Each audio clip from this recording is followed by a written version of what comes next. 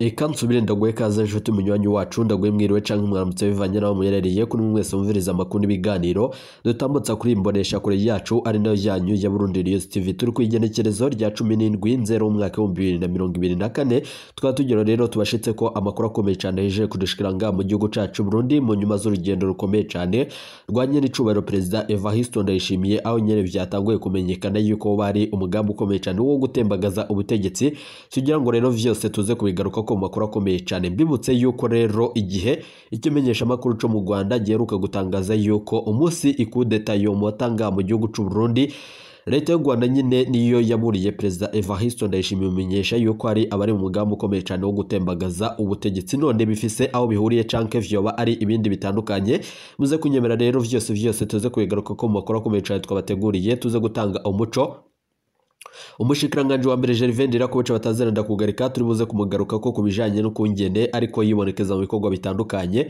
ku mwanya rero umutima umukuru w'igihugu nyenicubahiro General Major Evariste Ndayishimiye hejeje ushobora kandi guhagarara ni nyuma yuko rero amakuru adufise ari amakuru ateye ubwoba mu rugendo rwa Perezida Evariste Ndayishimiye ubwo nyene abantu zibiwe rero bari bamuhanuriye kuba atakwiye kururukira ku kibuga c'indege Shitire Meke Ndada i Bujumbura ahubwo nyene ategerezwa kururukira mu gihugu ca Tanzania nkuko nubundi mu minsi iheze babimushikirije ariko agaca vyanka aho nyene yamenyesha yuko wewe yizerera mu Mana muze kunyemera rero tuze kubigaruka ko bikaba mu nyuma z'uko rero hari n'umugwi mushasha utegerezwa gutangurira nga mu gihugu cacu Burundi ugwanya ubutegetsi bw'u Rwanda aho Perezida Evariste Ndayishimiye yejeje gutera umukono kuri ayo masezerano muze kunyemera ese umukuru w'igihugu cacu c'u Burundi Evariste Ndayishimiye yobaherereye he muze kunyemera vyose tubigaruke ko muri aya makuru akomeye cyane twabateguriye mbaye kaze eka rero subire ndaguhe kaze kuri wumviriza amakuru yacu herereye irya rino ku migane y'amakungu ya kure abatwumviriza muherereye irya rino mu karere k'ibiyaga binini eka ndaguhe kaze nshuti munywanyi wacu kuri wumviriza amakuru yacu herereye nga mu gihugu cacu c'u Burundi mu makomine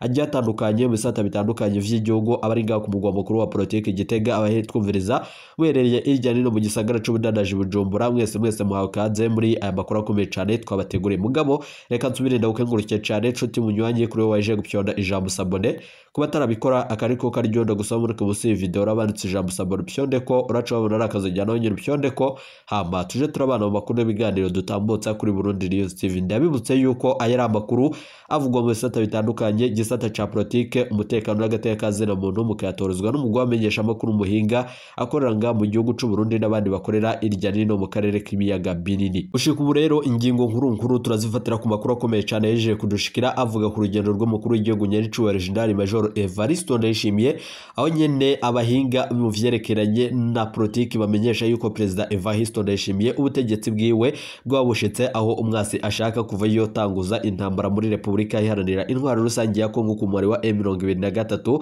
aho vyaboneka yuko rero n'abasirikari bacu badatahura ico bariko baragwanira bakamenyesha yuko Perezida Evariste Ndayishimiye ubwiwe ariko rero aricira amahera yo gushira ku mufuko wiwe mu nyuma z'uko rero wewe amenyesha yuko igihugu cirimwo abasuma yamara Perezida Evariste Ndayishimiye akaba rero atagaragaza iyo ayo mahera ashigwa mu nyuma z'uko biboneka yuko rero nanone mu gisirikare ataco ayo mahera akoreshwa canke ngo ahabwe abo basirikare bajanywe nk'abacencuro nkuko amasoko yacu avyemeza muze kunyemera rero vyose tuze kubigaruka ko mu makuru akomeye cyane twabateguriye kandi tuze gutanga umuco kuri ibindi biriko birakwiragizwa nga mu gihugu c'u Burundi ibiriko biraba nga mu gihugu cacu c'u Burundi nakamaramaza turaza kugaruka ku makuru akomeye cyane avuga yuko rero hari inama igiye gutangura mu gisagara ca Bujumbura no ku mugwa mukuru wa politiki Gitega nanone biboneka yuko rero iyo nama ari yabagwanya ubutegetsi bw'u Rwanda nibitazorohera abatari bakeje kandi rero bishobora kubonekamwo icuka cibi hagati y'igihugu cacu Burundi n'igihugu kibanye c'u Rwanda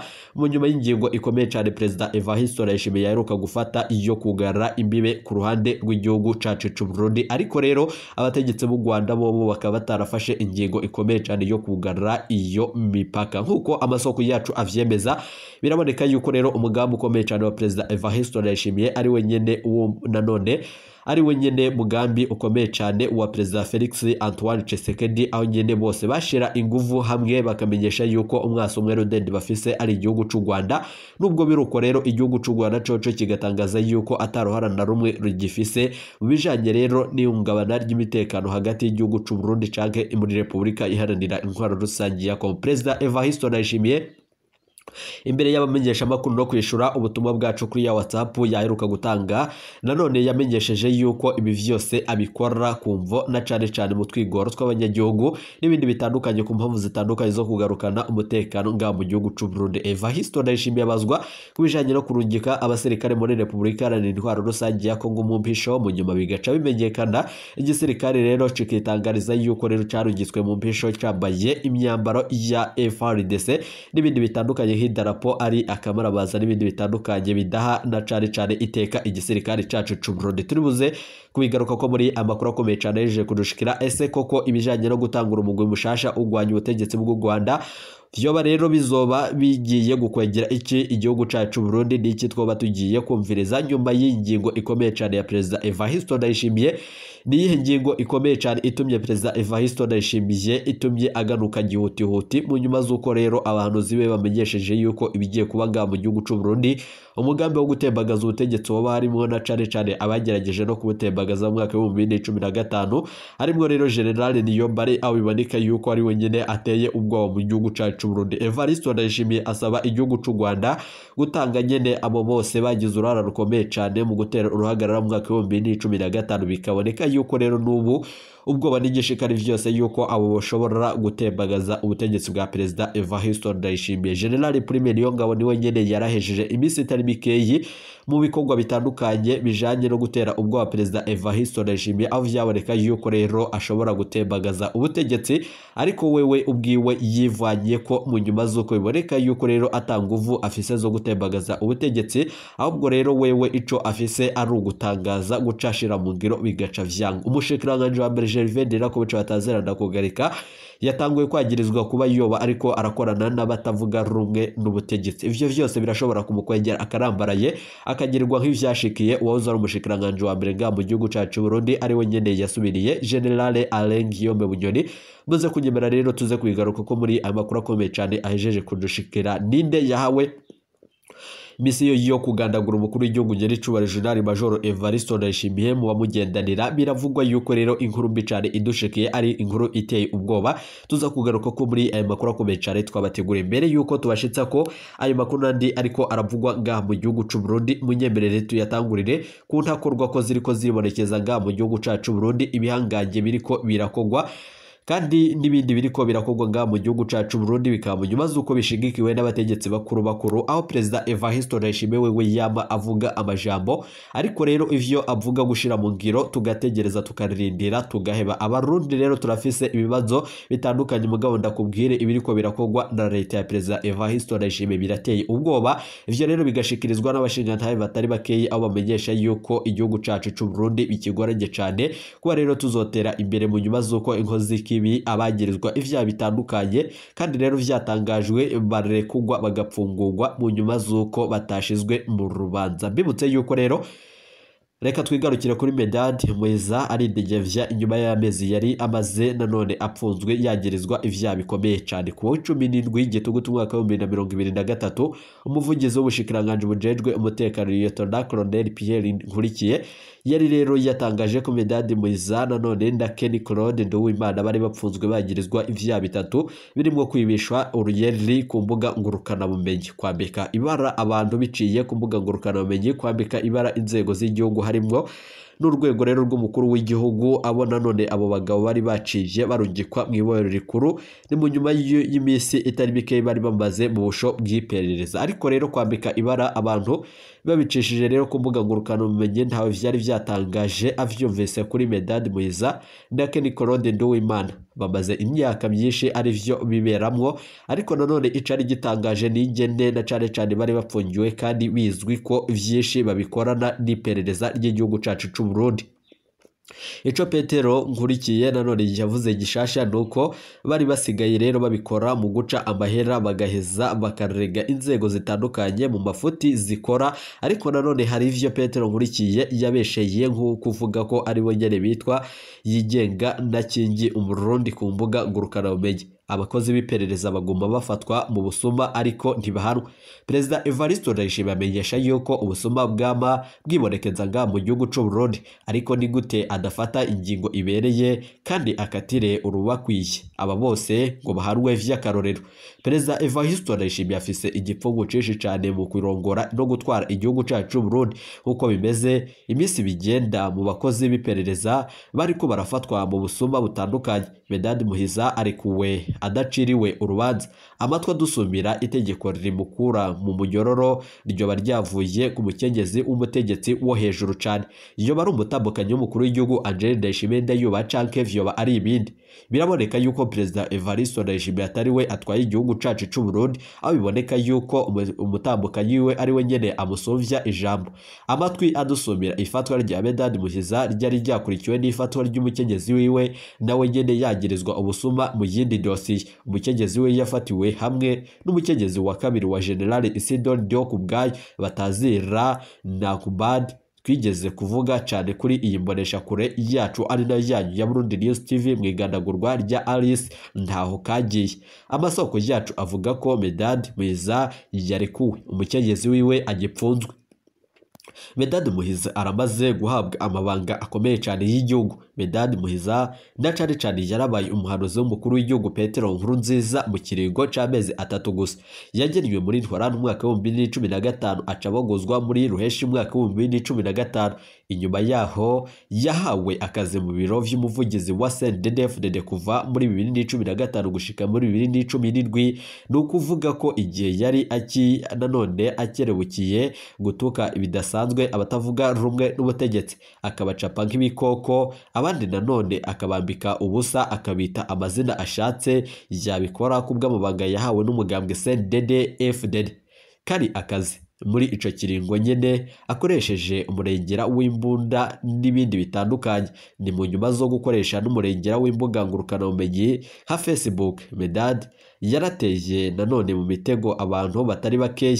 Bamwe barafatwa n'iperereza, abandi baribwa utwabo. Izo mbuga ngurukana bumenyi yazikoresheje mu gutera ubwoba abishikiriza ivyiyumviro vyabo ku mbuga ngurukana bumenyi kugira ngo banume ntibasubire kuvuga ibitagenda neza nga mu gihugu c'u Burundi. Mu minsi yeze twagerageje kumurondera avuga yuko ico yoshima kwishura ari bijanye nuko wewe akorera mu iperereza. Muri Mukakara umwaka wa 2021 Medad yaragenwe na Perezida Evariste Ndayishimiye kuba nanone umuhanuzi wa kabiri w'ubuserukizi bw'u Burundi Kinshasa muri Repubulika Iharanira Intwaro Rusange ya Kongo, aho nanone naho nyene yamaze umwaka aca arabogozwa. Ubutaraririye ni mu nyuma z'uko rero agarukanwa mu gihugu c'u Burundi muri Gitugutu umwaka wa 2022. Amakuru dufise ajanye n'ivyatumye akugwa mu mabanga ntitwokubahukwa kuyashira kuri imbonesha kure yacu ya Burundi News TV. Ndaho ku rubuga rwe rwa X rwahoze ari Twitter yagumye yanditse ko aserukira Burundi mu bihugu bitandukanye. Umushikiranganje na cyane ajejwe imigenderanire nanone bwaramyiyamirije ko ataco bagipfana nawe. Aho agarukiye mu Burundi Medad yagenda arabwira abagenzi ko akorera iperereza ry'u Burundi. Abonye umuganda na cyane w'amatelefone agendana make yoba ari 5 manini. Ntiberekana cyane kandi ntibareka kwemera ko ari igihanganye mu iperereza. Abo bose barumiwe bumvise iperereza rimwagirije ko ari umusuma yibisha uruyeri, ariko si umusuma asanzwe. Urekugwa ataburanye ku itegeko ry'umukenyezi araho ntaco nanone wovuga. Nanone ntaba asanzwe mu gihugu c'u Burundi. Birababaje cyane ibiriko biraba nga mu gihugu c'u Burundi, yamara abategetsi bobo bariko barabirabira kandi bariko barabikurikirana, ariko atacu bariko baratorera inyishu kuri ibibazo vyose biriko vyamba biboneka nga mu gihugu c'u Burundi. Igihugu nanone giha amabanga ahambaye abantu nka Medad Muhiza nanone kugeza no kuba umuhanuzi mukuru w'igihugu canke guserukira Uburundi mu makungu kirafise urugendo rutoroshe. Ivyo vyose bigashikirizwa n'abashingantahe bakomakomeye, abo bamenyesha yuko bababajwe n'ibiriko birakorerwa nga mu gihugu c'u Burundi. Dufatiye kuri ayo makuru akomeye cyane ajeje kudushikira, nyemerera twigarukire ku makuru akomeye cyane twababwiye mu fiyafunyo. Twababwiye yuko Perezida Evariste Ndayishimiye ariko arategura urugendo rwa General Prime Niyongabo rumushikana mu gisagara ca Goma mu mpera z'iyirwe. Amakuru akomeye cyane ahejeje kudushikira mu gusoza irindwi biravugwa yuko General Prime Niyongabo azajabukana n'abasirikari batari bake bahejeje iminsi itari mikeyi bimenyereza mu ikambi ya Cibitoke. Abo basirikari bakaba bazaba bagiye kunganirana n'abasirikare bari muri Repubulika Iharanira Intwaro Rusange ya Kongo barugitswe bambaye umwambaro wa FARDC n'idarapo rya FARDC. Nyamara ibi vyose bikaba mu nyuma z'uko abo basirikari bacu batanezerewe n'ibiriko birabakorerwa. Amakuru dufise ni amakuru ateye ubwoba tuza kugaruka ko mu yandi makuru akomeye cyane twabateguriye.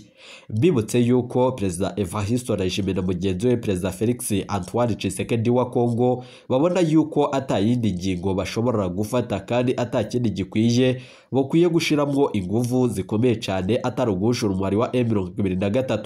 Babona yuko baba bagiye gufashanya n'igisirikare ca SADC n'igisirikare ca FARDC, igisirikare ca nanone cacu c'Uburundi n'abagwanyi b'iterabwoba bakorera mu mugwi w'inyeshamba FDLR ugwanya igihugu c'u Rwanda. Biraboneka yuko Perezida Evariste Ndayishimiye ategerezwa kwagirizwa ivyaha bitandukanye kubakorana kandi kubarongeka abasirikari biwe gukorana n'imigwi y'inyeshamba igwanya ubundi butegetsi.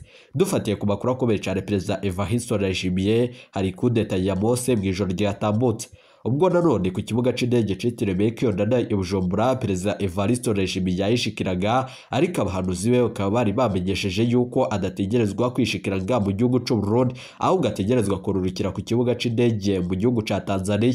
Perezida Evariste Ndayishimiye nk'insakorwa ko kandi atumva ivyo bamubwira yaciye afata ingingo ikomeye cyane iyo guteguza bamwe mu bahanuzi biwe n'abizigirwa biwe kugira ngo bacungerere umutekano ku kibuga c'indege bagarike urwo ruhagarara rwamutse, aho vyavugwaga yuko harimwo abagwanyi ba Red Tabara. Amakuru dufise ateye ubwoba aremeza yuko Perezida Evariste Ndayishimiye agiye kugirisha inama ikomeye cyane nanone igatangura ari y'abagwanye igihugu c'u Rwanda. Bivanye nuko iyo nama Perezida Evariste Ndayishimiye yari yateguye yuko iyo nama irashobora kubera mu gihugu ca Gabon, ariko Perezida wa Gabon yaciye avyanga afata ingingo ikomeye cyane yo kuvuga yuko ibyo vyose bishobora kumukwegera akarambaraye. Ntiyashimye kugira ico atangaje ku ruhande yoba ahagaze ko mu nyuma z'uko hagati y'ibihugu biri mu matati atigeze ashima kugira ico atangaza. Perezida wa Gabon vy'imfatakibanza nanone yamenyesheje ibintu bikomeye cyane ku mukuru w'igihugu Nyenicubahiro General Major Evariste Ndayishimiye mu rugendo rwiwe nanone yari yagiriye muri ico gihugu. Mu nyuma z'uko abatari bake batangiye gutwenga Perezida Evariste Ndayishimiye nk'uwahora yiyamiriza abatembagaza ubutegetsi ariko akiyunguruza mu ndege zabo. Ivyo vyose ntivyagiye biratera agashavu umukuru w'igihugu. Abanyagihugu batanguye kutwandikira babwira Perezida Evariste Ndayishimiye kandi basaba ibintu bitandukanye bikomeye cyane bivuga yuko batanguye kwiyamiriza ingendo zitanguranye n'umwaka wa 2024, aho biboneka yuko ataco zizanira abanyagihugu mu nyuma z'uko turi mu bukene butagira izina. Mbahaye ikaze mu makuru y'ibiganiro turi buze kubashitsa ko mu buryo bw'idonido. Dufatiye ku makuru akomeye cyane ahejeje kudushikira biraboneka yuko umugwi mushasha ugiye gutanguzwa mu gihugu c'u Burundi. Uyu mugwi rero ugwanya leta y'u Rwanda uzoca ukwegera abarundi bose akarambaraye. Bibutse yuko abanyarwanda batari bakeyi bari mu gihugu cacu Burundi bari ko barirukanwa, abandi barapfunzwe mu Cibitoke. Amakuru akomeye cyane dufise arateye ubwoba. Ni gute Perezida Evariste Ndayishimiye abanyagihugu biwe bari mu gihugu kibanyi c'u Rwanda bo bafashwe neza, aho nanone umuvugizi mu gihugu c'u Rwanda yamenyesha yuko abarundi bari mu gihugu c'u Rwanda bakwiye kuryama bagasinzira, ariko abanyarwanda bari ngaha bararaye ntibuca. Niko bimenyeshwa n'abamenyesha amakuru bacu bakorera ngaha mu bisata bitandukanye. Umwe mu basirikare bari ku rubibe amenyesha yuko ibiriko birakorerwa abanyarwanda ari akamaramaza. Turanse ibi vyose kuko abo bose nabavukanye, niko amenyesha. Perezida Evariste Ndayishimiye afashe ingingo mu nyuma z'uko wewe na Perezida Felix Antoine Tshisekedi batangaje yuko umwasi umwe rudende bafise bamusangiye. Amakuru dufise ateye ubwoba, ibi vyose birashobora gukwega akarambaraye. Abagiye kushaka ubuzi butandukanye ngaha mu gihugu cacu Burundi bavuye mu gihugu kibanyi c'u Rwanda barageramiwe. bakaba basaba na cane ubutungane, bakaba basaba igisirikare, bagasaba nyiricubahiro Perezida Evariste Ndayishimiye gufata ingingo ikomeye cyane kandi ibereye yo kwanga n'ibi vyose, yo gufuta ingingo ikomeye cyane yo kunyuruza aba bose b'abanyarwanda baturuka mu gihugu c'u Rwanda. Biraboneka yuko ngaha mu gihugu c'u Burundi ibiriko birahabera ari ibintu biteye ubwoba, yamara abahanura igihugu cacu c'u Burundi bamenyesha yuko Perezida Evariste Ndayishimiye intwaro yiwe ishitse aho umwasi ashaka. Ikudeta yateguwe nande? Turaza kubigaruka ko mu makuru akomeye cyane twabateguriye. Turaza kubashikiriza inkuru ivuga yuko bamwe mu banyarwanda bagiye gukurwa ngaha mu gihugu c'u Burundi, ni mu nyuma z'uko abapfunzwe bashika 50 vyamenyekanye ku munsi w'ejo. Ni mu nyuma z'uko amakuru akomeye cyane ahejeje kudushikira. Ibi vyose ari ibiriko biratera umushikiranganji wa mbere Gervais Ndirakobuca bataziranda kugarika agashavu, abona yuko ibi vyose biriko birakogwa ari akamaramaza. Umushikiranganji wa mbere Gervais Ndirakobuca bataziranda kugarika amenyesha yuko ingendo ya Perezida Evariste Ndayishimiye izoca kwegera igihugu cacu akarambaraye. Mbahaye ikaze, timuje kuri ibiganiro vyacu nakagaruka. Iyi ni Burundi News TV.